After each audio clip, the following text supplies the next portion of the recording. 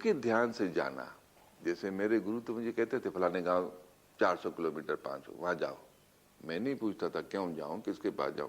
मैंने कहा माथा टेकता था, महाशक्तियों के मंत्र शुरू होते थे, वहां जाके ध्यान लगाता था तो मुझे यहाँ क्यों भेजा है। और वो सहूलत मैंने देखी। एक बड़ा अच्छा कहो किस्सा तो सुनाऊं। मुझे गुरुजी ने कहा कि रेणुका जाओ। मैं जब वहां ददाऊ बाहरी गांव में तुम्हारी माँ ने कुछ चाय वाय के लिए वहां पर कुछ लिया, वहां पर पहले नहान से पहले की बात है, बैरियर पे हिमाचल में इंटर हो रहा था। जब मैं जहां जाना है उस गांव से थोड़ा पहले आया हूं तो एक औरत ऊपर से पेटी लेके पहाड़ से नीचे उतर रही है। उसका नाम रत्ना हिमाचल की थी। उसको देख के मैंने गाड़ी रोक दी। क्यों रोके आदमी, रुकवाने वाला रुकवाता है। वो पेटी लेके नीचे आई, बोलती अच्छा हुआ गुरुजी जान न पहचान। अच्छा हुआ गुरुजी आप आ गए, मैं घर छोड़ के भाग रही थी। ये जो आपका बेटा है ना, बड़ा कंजूस और नालायक है। अच्छा हुआ आप मेरे पापा आप नहीं है, आप सामने आ गए, आपको मैंने कह दिया मैं के जा रही हूँ। मैंने कहा बेटा वो है किधर कंजूस। बोले अभी दिखाती हूँ। पेटी लेके मेरी गाड़ी बैठ गई। उसने अपने पति से मिला दिया। पति की दुकान थी पान बीड़ी सिगरेट की, पीछे वाटरफॉल था। मैंने गाड़ी सीधी वहां ब्रेक लगाई तो बोलता है कि दुकान गिराओगे क्या। मैंने कहा जिस दुकान में गुरु का वास है वो नहीं गिरती, वो तो गिरतों को थाम लेती है। शर्मा ने कहा गुरुजी मेरी कोई जान पहचान नहीं थी। मैंने नहीं कहा कि मैं गुरुजी, अभी भी नहीं बोलता हूँ गुरुजी, और गुरुजी हूं भी नहीं और होना भी नहीं है। पर धन्य कोटि कोटि प्रणाम उस गुरु को जिसने ये राह बताई। उसने झट से शटर नीचे किया, 4 स्क्वायर के 2 पैकेट लिए, माचिस लिया, क्योंकि गुरुजी 4 स्क्वायर पीते थे। और मेरी गाड़ी में बैठ गया। गुरुजी चलिए मैं आपको आपकी जगह दिखाता हूँ। मैंने उसे बोला कि जगह दिखाता हूँ, यहाँ तो बोलना पड़ता है तो भी सॉरी करनी करते हैं। वो खुद ही मुझे ले गया कि गुरुजी यहाँ रहते थे।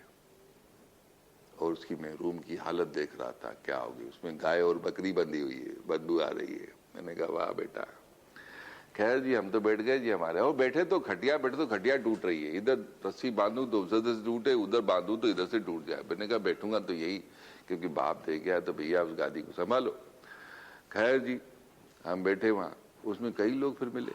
कई कहते आप भी आए थे ना। मैं नहीं गया था जब पहले गुरुजी गए थे। एक जमाना था जब गुरुजी वहां गए थे तो वहां हिमाचल की बसें खूब चली। रूट बनाया गया कि जहां एक फकीर आया पैंट शर्ट पहन के और लोगों के दुख दूर कर रहा है। और वहां होटलें खुल गई, जंगल में बाजार लग गई। ये मैं आपको सत्य कथा इसी समय की, इस कलयुग की बता रहा हूं जहां पर ऐसा हुआ।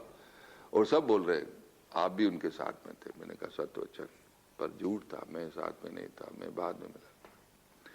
खैर जी उसमें कई लीलाएं हुई। वो हुआ था कि गुरुजी ने मुझे कहा कि मैं जामली में बैठता हूं और तुम वहां बैठो, एक पहाड़ से दूसरे पहाड़ पे टेलीपैथी कैसे होती है, लिंक गुरु का कैसे पकड़ा जाता है, क्या होता है, चलो ये सिखाता हूं। हम भूखे प्यासे वहां अपनी मस्ती में। शरीर का बड़ा कष्ट, न सोने का ठिकाना न खाने का ठिकाना, पर आत्मा से इतना आनंद था कि पूछो मत। शरीर की क्या फिक्र, ऐसे मस्त रहते थे, न सोना न करना, लोगों के दुख दूर करना। भैया 2-4 लोग ठीक हो गए तो बैरी क्या, वो गांव क्या, वो गांव क्या, वो जंगल मंगल हो गया। अब जिस जमीन पे हम रह रहे हैं वो भी तपस्वी था। उसके मन में आ रहा है कि ये यहीं रहेगा क्या मेरी जमीन लेकर के। और दूसरे लोग कह रहे हैं गुरुजी आप यहीं रहो, आप मत जाओ, आप दुखियों के दुख दूर कर रहे हैं, आपको क्या चाहिए, हम आपकी सेवा करें, यहाँ रहो। मैं मन में हंसूं, कहाँ बम्बई, कहाँ गुरुजी, गुरुजी और कहाँ घुमाओगे। बड़े अच्छे अच्छे अनुभव हुए और सब प्रैक्टिकल, कोई किताब विताब नहीं।